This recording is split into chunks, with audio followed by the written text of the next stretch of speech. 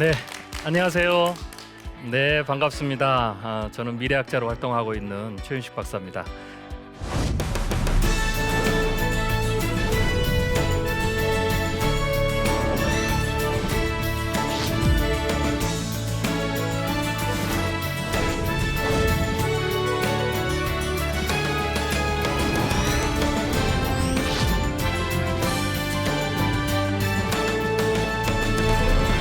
오늘 코로나19라는 주제를 가지고 앞으로 펼쳐질 미래에 대해서 뭐 경제적인 변화부터 시작해서 또 사회 전반에 걸친 변화들이 어떻게 되는지에 대해서 미래학적 관점에서 조금 여러분과 함께 이야기를 좀 나눠보도록 하겠습니다.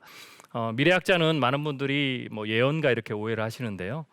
과거의 사례들 또 과거의 지식들 또 현재 일어나는 상황들을 보면서 미래가 어떤 방향으로 갈지 그 가능성들에 대해서 여러 가지 시나리오를 가지고 살펴보는 그런 일들을 합니다. 그래서 오늘 코로나19 이후에 대한 이번 주제도 그런 측면에서 우리가 좀 생각해 봤으면 좋겠습니다.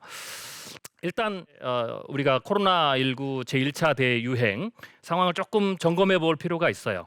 뭐 짧게는 국가마다 한 3개월, 길게는 한 4, 5개월 정도 지금 코로나19 1차 유행이 진행되고 있습니다. 혹은 뭐 다른 나라들은 아직도 남미나 이런 나라들은 이제 시작하고 있죠. 그래서 그 그룹들을 좀 나눠볼 필요가 있어요. 1그룹은 가장 먼저 1차 유행이 일어났고 그리고 사실 좀 가장 잘 대응을 한 나라죠. 대표적으로 뭐 가장 먼저 일어난 중국 그리고 가장 잘 대응한 한국 혹은 뭐 싱가포르 뭐 이런 나라들입니다. 그래서 1그룹들은 어떤 일이 벌어졌냐면 이게 이제 여러분 보시면 알겠지만 굉장히 낮은 곡선에서 올라갔다가 그리고 굉장히 빠르게 내려온 사례죠. 그다지 많지 않은 확진자 그리고 그다지 많지 않은 사망자. 한마디로 얘기하면 피해가 굉장히 적었다라는 겁니다. 사망자도 적었고 그리고 대처도 굉장히 잘했다. 이제 이 그룹은 이탈리아, 독일, 미국 이런 이제 나라들입니다. 이 중에서 이탈리아가 가장 피해가 컸죠. 굉장히 큰 규모고요. 미국은 또 이제 주마다 좀 달라요. 근데 이제 미국은 이제 뉴욕주가 굉장히 크게 동부 연안이 굉장히 크게 영향을 받았습니다. 그래서 그래프를 보시면 한국과 완전히 다르죠. 네, 굉장히 높게 올라가고요. 그리고 동시에 이게 대처가 늦었기 때문에 올라갈 때도 높이 올라가니까 내려올 때 이렇게 빨리 내려오는 게 아니라 천천히 좀 내려오는 그런 케이스입니다. 네, 그래서 전체적으로 누적의 피해 규모가 상당히 크죠. 세 번째 그룹은 이제 인도, 일본의 사례입니다. 선진국의 케이스에서 조금 이제 가장 늦게 나타난 케이스고요. 뭐 이 부분들은 지금 뭐 이제 시작이 되고 있기 때문에 역시 굉장히 케이스가 안 좋은 케이스로 나타나고 있다라고 보시면 되겠습니다. 자, 그래서 이거를 뭐 나라별로 조금 합쳐서 보면 빨간 선이 지금 밑에가 한국이죠. 그러니까 전체적으로 같이 봐도 한국이 굉장히 선방하고 있는 이제 그런 사례입니다. 근데 이제 문제는 코로나19가 한 번의 유행으로 끝난다면 이제 여기서 이제 끝나겠죠. 뭐 한국은 이제 경제적 충격도 거의 끝나고 뭐 이렇게 되겠죠. 그럼 만약에 이제 경제적 사례를 좀 보면 한 번의 위기로 끝난다면 뭐 이게 이제 미국이 2008년 때 경제 충격을 받았을 때의 미국과 한국의 GDP입니다. 그래서 미국은 이제 그때 2008년에 금융위기가 터졌으니까 진원지니까 경제적인 충격이 컸죠. 그래서 GDP가 보시면 알겠지만 깊고 넓은 U자형처럼 이렇게 깊고 넓은 U자형처럼 그렇게 됐죠. 한국은 저희가 뭐 직접적인 당사국이 아니니까 그래서 세계화의 영향을 받고 있기 때문에 사실은 조금 깊이는 좀 낮아졌죠. 네, 이게 이제 이건 아까 거는 GDP고요. 이건 이제 소매 판매입니다. 소매는 훨씬 더 깊은 U자형을 넓은 U자형을 받았죠. 그렇지만은 바로 이제 반등을 하는 그런 케이스죠. 그래서 이번은 저 정도는 아니지만 뭐 이번 같은 경우에는 좀 좁고 깊은 U자형으로 가서 반등을 하는 뭐 이런 케이스가 되겠죠. 단 조건은 1차 유행으로 이게 끝난다면. 근데 이 문제는 대체적으로 뭐 저는 이제 전염병 전문가는 아니기 때문에 대신 이제 리서치를 좀 해봤어요. 전염병 전문가들이라든지 의학계라든지 혹은 과거의 사례를 분석을 해보니까 이번 코로나19 사태가 팬데믹 사태가 한 번으로 끝나지 않을 거라는 거죠. 그래서 최소한 뭐 2번 정도 2차, 3차 유행까지 갈 수 있다라는 겁니다. 많은 분들이 그 코로나19 사태가 곧 끝날 것이다 혹은 종식이다라는 말들을 이제 사용하시는데 엄밀히 얘기하면 종식이 되려면 백신이 나와야 됩니다. 그래서 일단 우리가 제가 처음에 말씀드렸죠. 미래 예측은 뭐 맞추는 게 아니고 과거의 사례 이런 걸 가지고 또 최근에 나타난 걸 가지고 우리가 조금 참조를 해서 미래에 대해서 우리가 시나리오를 세우는 거죠. 그래서 일단 과거의 사례를 좀 살펴보겠습니다. 자, 맨 위에 게 스페인 독감인데요. 제 1차 유행기가 보이시죠? 작게. 그다음에 제 2차 유행기가 제일 크죠. 가을 겨울입니다. 그리고 그다음 해 봄에 3차 유행기가 갑니다. 신종플루인데요. 밑에는 최근에 역시 1차 유행기가 스프링 2009년 작죠. 가장 세 번 중에 2차가 제일 크죠. 가을 겨울. 그리고 3차가 그다음에 봄인데 두 번째로 크죠. 그래서 1차는 세 번의 유행 중에서 사실은 가장 피해 규모가 작은 축에 속한다라고 보시면 됩니다. 그런데 한 번의 유행을 겪었는데 이제 다 끝났다고 생각을 하느냐? 네, 이유가 있어요. 그 이유가 그게 이제 제가 이제 착시라고 얘기하는데요. 바이러스는 사람을 감염을 시켜요. 그래서 사람의 이동을 따라서 가는 거예요. 그러니까 사람 간의 전염을 통해서 계속 가는 거죠. 그래서 1차에서는 한 지역에서만 일어나니까 전 세계로 봤을 때는 확진자 수와 사망자 수가 총계로 보면 제일 작겠죠. 근데 2차는 왜 커지느냐? 저 휴지기라고 할 수 있는 그 여름 시절에 전 세계에 바이러스가 확산이 이미 돼 있는 거예요. 그래서 그때가 되면 전 세계가 동시에 환절기에 만나면 그대로 그 지역에서 대규모 확산이 일어나는 겁니다. 근데 이미 진원지가 여럿으로 퍼져 있었기 때문에 2차는 총합을 하면 어떻게 되겠어요? 당연히 크죠. 그리고 사망자도 당연히 크죠. 그래서 2차 곡선이 가장 크다라고 보시면 돼요. 그 다음에 이제 3차가 오거든요. 근데 3차는 1차보다 가까이 있죠. 왜냐하면 1차는 봄 지나고 여름 시즌까지 길인데 2차 때는 가을 겨울 다음에 그 다음에 한 2주나 한 달 정도 휴지기를 두고 곧바로 봄 시즌으로 가죠. 그러니까 보통은 2차와 3차가 붙어 일어나요. 그런데 이제 사람들은 어떻게 느끼냐면 일단 한 번을 느껴요. 네. 왜냐면 우리도 신종플루 때 한 번 유행하고 지나갔다고 생각하거든요. 그 이유는 그게 우리 신종플루 때도 보시면 가을 겨울에 유행한 거예요. 한국도. 네. 그런데 봄철이 같이 붙어 있으니까 사람들은 거의 그걸 하나로 느껴요. 그러니까 구분하면 3차지만 대체적으로 피부로는 한 번의 큰 유행으로 끝났다라고 느끼죠. 그렇기 때문에 지난 100년 동안 4번의 대규모 유행 때 동일하게 1차, 2차, 3차가 일어났고 2차가 제일 컸고 3차가 그 다음이고 1차가 제일 적었다라고 할 수가 있는 거죠. 그런데 지금까지는 아까 이런 패턴이니까요. 우리가 진원지가 아니면 한 번의 대유행 2차, 3차를 한 번에 묶어서 한 번의 경험만 있어요. 그래서 신종플루도 한 번의 경험만 있죠. 그 경험 때문에 우리는 이번에 한 번 맞았으니까 끝났다라고 생각을 하는 거예요. 그런데 그렇지 않아요. 왜냐? 이번부터는 굉장히 다른 전염병의 패턴이 일어나는 거예요. 저는 역사적으로 아마 그렇게 바뀔 거라고 보는데요. 그 이유가 뭐냐? 세계화가 더 많이 됐잖아요. 더 많은 사람들이 더 빨리 세계에 교류가 있는 거예요. 1차 유행기 때 그냥 전 세계 사람들이 교류가 굉장히 빨라지는 거죠. 그리고 또 중국에서 1차 우한에서 나타날 때 봉쇄가 늦었어요.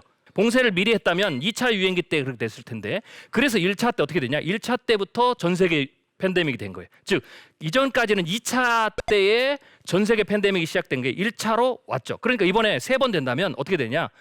1차, 2차, 3차가 전 세계에서 일어나는 거죠. 우리가 이제 이번 사례를 통해서 또 하나 이제 아마 교훈을 얻을 건데 바이러스에 대해서 우리가 이제 그 대비를 할 때 지금까지는 사망률, 치사율이 높은 바이러스를 굉장히 우리가 두려워했었어요. 그래서 근데 보통 바이러스는 치사율하고 전파율이 있을 때 치사율이 높으면 전파율이 떨어지고 전파율이 높으면 치사율이 떨어지는 게 보통이에요. 근데 이제 이번 그 코로나19 바이러스는 사망자가 굉장히 많았죠. 적게는 5, 60만, 많게는 100만 이상 이번에도 아마 사망자를 기록할 가능성이 굉장히 커요. 그럼 왜 이번에는 사망자가 많았느냐?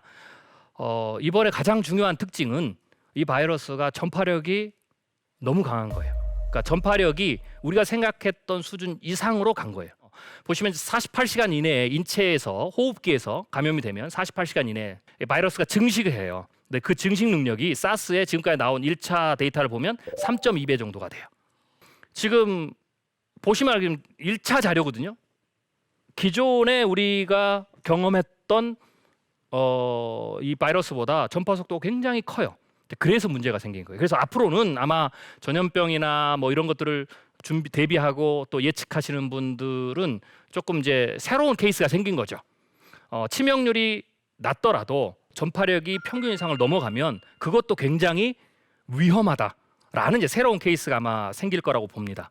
자, 그러면 이제 우리가 2차 대유행에 대해서 좀 생각을 해봐야 됩니다. 1차에서 끝나지 않을 가능성이 굉장히 높다라고 우리가 이제 본 거고요. 역사적 사례에서 아까 보셨지만 대부분 3차를 갔고요. 그래서 3차를 가서 백신이 나와서 끝이 나거나 그다음에 많은 사람들이 감염이 돼서 집단 면역력이 어느 정도 생겨서 그 바이러스가 그 다음에 계절성 독감으로 이제 가는 경우죠. 2차가 가을 겨울이죠. 대체적으로 보면 10월 말부터 시작을 해요. 그래서 이제 2차의 그 중심부는 11월, 12월입니다. 그리고 1월까지 잠깐 쉬었다가 그 다음에 3차가 봄이죠. 이번에 2, 3, 4가 됐죠. 쉽게 얘기해서 2, 3, 4월까지 백신이 나오지 않으면 지금처럼 백신 없는 상황에서 우리가 선제적 대응을 해야 돼요. 한국은 뭐 1차의 경험이 있으니까 굉장히 1차만큼 잘할 거라고 보고요. 또 다른 나라들도 한국이라는 교훈, 또 자국의 교훈이 있어요. 여러 가지 방법으로 이번에 대응을 해봤거든요. 그 다음에 뭐 미국 같은 경우는 한 2주 정도 늦었다, 이제 그런 분석이 나와요. 만약에 2주 정도만 미국이 봉쇄령을 빨리 내렸으면 지금의 절반 이상으로 사망자를 줄였을 것이다, 이렇게 나왔죠. 이탈리아도 상당히 늦은 케이스예요. 그래서 각국마다 여러 가지 사례들이 나와요. 그래서 결론은 아마 이렇게 나올 거예요. 결국 늦춘다고 혹은 풀어놓는다고 이게 해결되는 문제가 아니고 강력한 사회적 거리두기를 해야 된다.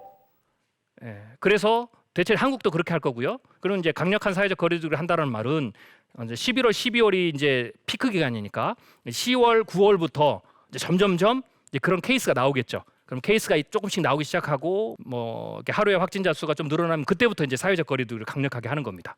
그러면 전체적으로 한국도 막 그렇게 할 가능성이 크고요. 그러면 1차 때처럼 확진자 수도 현저히 줄이고 사망자 수도 현저히 줄이죠. 뭐 혹은 한국 같은 경우는 첫 번째 이제 1차 대유행 때 신천지 사태가 있었잖아요. 근데 그 사태만 없었으면 한국은 3분의 1 정도로 더 줄였을 거예요. 만약에 2차 같은 경우는 그게 없다면 역시 지금보다 훨씬 더 낫겠죠. 그래서 2, 3차를 다 합쳐도 생물학적 피해는 확진자나 감염 사망자 수는 1차보다 적을 가능성도 충분히 있어요. 이제 한국이 충분히 그렇게 하는 거죠. 그렇지만 이제 유럽이나 뭐 미국이나 이런 나라들은 뭐 개인의 사생활 보호 정보라든지 뭐 이런 것이 우리가 문화가 좀 달라요.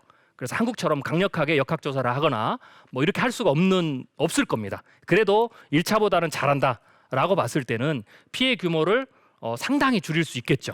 네, 그래서 이렇게 이것만 보면 우리가 그다지 2차, 3차도 크게 두려워할 필요가 없다라고 우리가 충분히 할 수 있어요. 그래서 그런 면에서는 여러분이 조금 안심을 하셔도 됩니다. 너무 크게 공포에 빠질 필요는 없어요. 근데 중요한 것은 백신이 나온 상황에서 그렇게 하느냐, 백신이 없는 상황에서 그걸 하느냐가 차이가 나요. 뭐 어디에서 차이가 나느냐? 경제적 문제에서 차이가 나요. 그래서 우리가 준비해야 될 것은 경제적 부분에 나타날 수 있는 충격입니다. 그래서 여러분들이 2차, 3차는 그 부분 오히려 좀 더 미리 준비하시는 게 필요해요. 왜냐하면 백신이 나오지 않은 상황에서 감염자 수, 확진자 수를 현저히 줄이고 1차 때쯤 줄이려면 어떻게 되겠어요? 그거는 동전이 앞뒷면처럼 필연적으로 사회적 거리두기를 해야 돼요. 그러면 어떻게 되겠습니까? 최상의 시나리오, 한국처럼 한다. 그러면 보통은 한 3개월 정도 경제를 위축시켜야 되거든요. 그렇게 봤을 때 제가 처음에 보여드렸듯이 한 20% 내외 정도의 경제적 손실 혹은 경제를 멈추는 거를 해야 돼요. 그래야만이 감염자나 또 사망자 숫자를 현저히 줄일 수 있죠. 이게 두 개가 같이 가요. 따로 갈 수가 없어요. 그랬기 때문에 그 결과가 나타나는 거죠. 그러면 만약 거꾸로 그러기를 원한다면 경제를 이 정도 손해를 봐야 되는 거죠. 희생을 해야 된다라고 봐야 됩니다. 물론 이제 치료제나 백신이 있다면 괜찮겠죠. 근데 이제 우리 질문을 던져봐야 돼요. 그러면 치료제나 백신이 그때까지 나올 수 있을까? 지금 뭐 백신 얘기가 굉장히 많이 나오죠. 치료제는 일단 두 번째 문제입니다. 왜냐하면 치료제는 걸린 이후에 치료를 하는 거기 때문에 후행적 조치죠. 그래서 가장 좋은 건 이제 백신입니다. 그래서 백신이 가을 유행 전에 나올 수 있느냐? 가을 유행이 제가 아까 11월, 12월이 가장 피크라고 그랬죠. 그러면 백신에 대해서 우리가 생각을 해볼 때는 두 가지를 생각해야 돼요. 하나는 말 그대로 백신이 3상 임상까지 성공한 사례죠. 그래서 이제 시판 허가가 나는 그 시점이 있고요. 근데 그렇다고 해서 백신을 우리가 바로 맞을 수 있는 건 아니에요. 왜? 대량 생산을 해야 되잖아요. 그러면 일단 백신이 나오면 어떻게 맞출 거냐면 가장 긴급한 분부터 이제 맞출 거예요. 우선순위를 둬가지고 그때도 그랬고요. 그래서 대체적으로 가장 긴급하게 필요한 규모가 어떻게 되느냐? 한 인구의 한 30% 정도, 10에서 30% 정도가 돼요. 일단 가장 긴급한 건 한 10%. 그러면 한국으로 보면 5천만이니까 한 500만 도죠. 한 달분의 생산량은 가장 위험한 군에 속한 분들이 무조건 먼저 선제적으로 맞으셔야 되겠죠. 그리고 나서 한 30%까지는 가야 이제는 그 다음부터는 이제 집단 면역의 효과가 좀 더 두드러지 나타나겠죠. 그래서 30%가 되려면 3개월 생산분을 가져야 됩니다. 그래서 보통 사람들은 일반인들은 기저질환자나 나이 드신 분이나 아이들 제외하고 나머지 분들은 3개월 지나야 생산을 시작하고 3개월 지나야 아마 백신의 혜택을 받을 수가 있죠. 근데 이 백신도 또 차이가 나요. 개발을 하면 어느 회사든지 어느 나라든지 개발을 하면 아마 그 백신의 균주는 전 세계가 한 번에 공유를 할 거예요. 뭐 미국에서 개발하면 미국만 쓰고 이러진 않습니다. 우리 한국이 개발할 때 기다리고 그렇게 할 수 없죠. 이번은 공조를 잘하니까. 단 문제는 뭐냐면 이 백신을 그렇게 나눠줘도 생산할 수 있는 국가가 적어요. 이게 몇 국가가 안 됩니다. 생산 시설을 가지고 있는 국가가. 그런데 그 나라들이 뭐 일부의 선진국이라고 생각해 보죠. 한국은 굉장히 그래서 좋은 나라예요. 백신을 생산할 수 있는 능력을 가지고 있는 나라니까. 그래서 여러분들이 자부심을 가지셔도 좋습니다. 그런데 이제 문제는 이 생산국가 적기 때문에 생산국가 아까 제가 말씀드렸죠. 3개월 물량은 3개월 동안 생산하는 물량은 자국의 가장 우선순위로 자국 국민을 위해서 써야 돼요. 그러니까 다른 나라에 나눠줄 수가 없어요. 그러니까 이 생산 국가들이 자국의 생산 시설을 활용해서 백신을 생산할 수 없는 거의 90%가 넘는 국가들이거든요. 그런 국가들에게 백신이 가게 하려면 3개월 후나 돼야 되는 거죠. 그러면 제3세계부터 시작해서 가난한 나라라든지 백신 생산에 능력이 없는 나라들은 언제까지 버텨야 되냐면 백신이 생산되고 난 이후에 3개월 이후 혹은 6개월 이후부터 백신이 들어갑니다. 그러니까 그런 나라들은 굉장히 늦게 까지 사회적 거리두기를 해야 되겠죠. 그래서 그 피해가 있다. 그래서 백신이 나오더라도 일단 그런 부분들을 여러분들이 생각하셔야 돼요. 그러면 우리가 생산 시설이 있는 나라들 같은 경우는 한국, 뭐 미국 포함해서 뭐 유럽의 몇 국가들은 언제쯤 그러면 이제 백신을 맞을 수 있느냐라는 걸 우리가 생각해 본다면 한 3개월 정도 걸린다고 그랬죠, 생산이. 그러면 가을 겨울을 백신을 가지고 나려면 백신 3상 임상 실험 성공의 어떤 뉴스가 언제쯤 나와야 되겠어요? 그렇죠. 11월, 12월이니까 10월, 9월, 8월이니까 8월부터 생산해서 가더라도 이제 8월부터 생산이 시작되면 사실은 이제 경제 충격도 없고 생물학 충격도 없이 가는 겁니다. 8월에 생산이 시작이 되면. 그럼 8월에 생산이 되려면 7월에 지금 5월이잖아요. 6월 가죠. 6, 7 앞으로 2달 이내에 7월 말까지 3상 성공 뉴스가 나와야 돼요. 힘들죠. 지금까지 백신 생산의 세계 최고 기록이 4년이에요. 보통은 5년에서 10년 걸려요. 왜냐하면 백신을 만들고 임상을 통과하는 것도 어렵지만 백신은 이제 불특정 다수 국민 모두가 다 맞아야 되잖아요. 근데 그거는 인위적으로 균을 몸에 집어넣는 거예요. 그렇기 때문에 뭐 몇십 명 혹은 몇백 명에서 부작용이 생기지 않더라도 이게 몇 천만 명, 몇 억 명, 몇십억 명이 맞으면 부작용이 뭐가 나올지가 몰라요. 그래서 보통은 백신을 생산할 때 그런 어떤 검증 절차가 굉장히 까다로운 거죠. 그렇기 때문에 시간이 오래 걸리는 거예요. 근데 이번은 굉장히 대규모 사태니까 그런 부분을 굉장히 압축해서 지금 하고 있습니다. 그럼에도 불구하고 지금 그런 거 다 고려해서 가장 빨리 나온다고 지금 전망하는 혹은 그 백신을 생산하고 있는 회사도 마찬가지고 지금 올 말을 얘기하죠. 그러면은 아까 제가 말씀드린 생산하는데 3개월. 그래서 어쩌면 우리가 뭘 대비해야 되냐면 최소한 아무리 백신이 빨리 나와도 2차 유행 가을 겨울 즉 11월 12월 이번은 굉장히 그 전파 속도가 빠르니까 2달이면 휩쓸고 지나가요. 그렇기 때문에 11월 12월까지는 백신이 없이 우리가 강력한 사회적 거리두기를 가지고 해야 되겠죠. 그리고 만약 조금만 늦어진다면 사실은 3차 유행까지 다음 철 봄철까지 2, 3, 4까지 백신 없이 갈 가능성도 있어요. 자, 그러면 어떻게 되겠습니까? 우리가 이번에 3개월 정도를 경제적 위축을 가지고 갔죠. 백신이 늦게 나와도 제가 아까 말씀드렸죠. 사회적 거리두기를 하면 피해는 1차보다 훨씬 더 줄일 수 있다. 그렇지만 그것의 대가는 뭐냐? 경제를 일정 부분 멈춰야 되는 거죠. 위축을 해야 되겠죠. 자칫 잘못하면 이게 상황이 이렇게 되는 거예요. 2차 3개월이냐, 3차까지 6개월이냐. 그러면 우리가 1차 때 3개월 정도 경제 충격이 2, 3차 때 어떻게 되겠어요? 3개월 내 6개월 또 반복된다라는 거죠. 그래서 사실은 그 부분에 대해서 대비가 좀 절실히 필요하다라고 볼 수가 있습니다. 자, 그런데 그렇게 되면 어떻게 될까요? 1차 때 굉장히 큰 충격을 받았기 때문에 2, 3차 때는 사실 굉장히 많은 여력들을 소진한 상황이죠. 네, 왜냐하면 기업 같은 경우에도 자산을 팔고 뭐 땅도 팔고 그래서 뭐 정부가 뭐 구제안을 주지만 자구책도 마련했잖아요. 자영업자들도 내가 적금 모아놓은 거, 보험 뭐 이런 거 다 깨서 이번을 넘어간단 말이에요. 근데 이번은 어쩌든지 넘어갔는데 2, 3차가 되면 어떻게 되느냐? 여력이 없어요. 팔 것도 없고 네, 깰 것도 없게 되는 거죠. 네.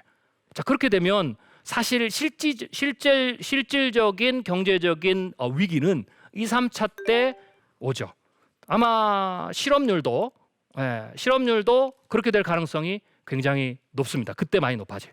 그래도 다행인 것은 지금 이제 가을 겨울까지 시간이 좀 남았잖아요. 그러니까 5, 6, 7, 8, 9 많게는 10월. 그러면 이때는 어느 정도 경제가 조금 회복이 될 거예요. 그러면 여러분들이 이 시기를 4, 5개월 정도 되는 시기를 잘 준비해야 돼요. 네. 성경에 보면 이제 요셉의 이야기가 나오잖아요.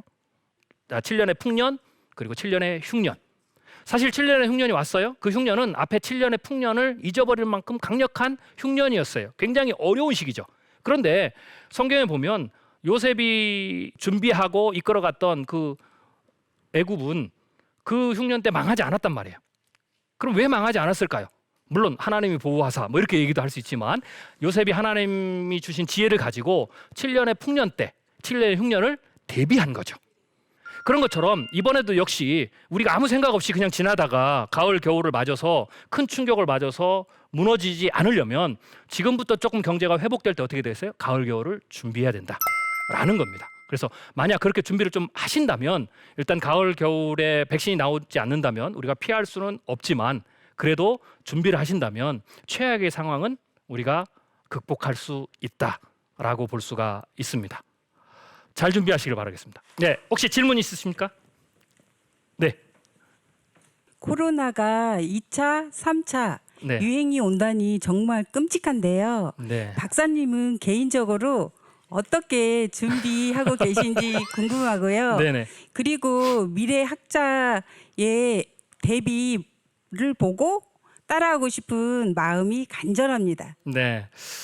제가 뭐 강의를 통해서 뭐 말씀을 드렸는데 뭐 저라고 어떻게 2차, 3차를 피할 수 있겠습니까? 저도 못 피합니다. 대신 아까 제가 말씀드린 것처럼 우리가 요셉의 지혜를 가지고 그 전까지 약간의 준비 기간이 있으니까 1차 때 우리가 경험을 했잖아요. 네. 그러면 이제 경험했을 때 좋은 것도 있고 그러니까 좋았던 것도 있어요. 그러니까 위기가 오면 모두가 다 모든 상황이 다 안 좋은 게 아닙니다. 그래서 우리가 처음 해야 될 것은요. 여러분들이 처음 해야 될 것은 1차 때 2, 3, 4월을 우리가 돌아봐야 돼요. 평가를 좀 해야 돼요. 그래서 좋았던 건 뭐고 손해봤던 건 뭐냐, 피해가 있던 건 뭐냐 이런 걸 일단 구분을 하셔야 돼요. 그리고 2, 3차 때 이렇게 반복이 된다면 거기에 대해서 비슷한 현상이 또 다시 나타나겠죠. 그러면 우리가 조금 더 그런 부분들을 우리가 뭐 분석을 좀 해서 피해를 줄일 수 있는 방법이 뭐냐, 혹은 내가 준비할 수 있는 게 뭐냐. 쉽게 해서 허둥지둥한 것도 많이 있잖아요. 네. 그래서 그런 부분들을 알뜰하게 몇 개월 동안 준비하는 것 일단 이제 그게 중요하고요. 두 번째로는 2차, 3차가 되면 조금은 양상이 다를 거예요, 사람들이. 그러니까 1차 때는 처음 딱 겪는 두려움이니까 대체적으로 사람들이 어떻게 되냐면 반응이 위축이었어요. 네. 그렇지만 이게 똑같은 게 2번, 3번 반복되면 그 다음에 어떻게 되겠습니까? 그 위기 자체가 기회적인 요소가 더 커질 가능성이 있어요. 그래서 그러면 이게 반복된다면 내가 오히려 거꾸로 조금 더 역동적으로 혹은 그 부분을 그러한 상황을 우리가 반대로 잘 활용해서 우리의 삶을 변화시키고 상황을 변화시킬 수 있는 방법이 뭔지 또 이런 것도 좀 생각해 볼 필요가 있는 거죠. 그래서 그런 것들 좀 다양하게 인간이 지혜롭기 때문에요. 먼저 생각하고 조금만 준비를 하면 생각보다 그 위기들을 잘 극복할 수 있다라는 것입니다. 그래서 뭐 다른 방법은 그 정석대로 그렇게 하시면 될 것 같습니다. 네, 그러면 제 강의를 마치도록 하겠습니다. 감사합니다. 이번 코로나19 사태가 뭐 2번 정도 2차, 3차 유행까지 갈 수 있다라는 겁니다. 어쩌면 우리가 뭘 대비해야 되면 최소한 11월, 12월까지는 백신이 없이 우리가 강력한 사회적 거리 두기를 가지고 해야 되겠죠. 실질적인 경제적인 위기는 2, 3차 때 오죠. 그래서 지금 우리가 가을, 겨울에 나타날 수 있는 위기들을 조금 먼저 생각해 보는 게 좀 필요한 겁니다. 성경에 보면 이제 요셉의 이야기가 나오잖아요. 요셉이 하나님이 주신 지혜를 가지고 7년의 풍년 때, 7년의 흉년을 대비한 거죠. 그런 것처럼 이번에도 역시 우리가 아무 생각 없이 그냥 지나다가 가을, 겨울을 맞아서 큰 충격을 맞아서 무너지지 않으려면 지금부터 조금 경제가 회복될 때 어떻게 됐어요? 가을, 겨울을 준비해야 된다라는 겁니다.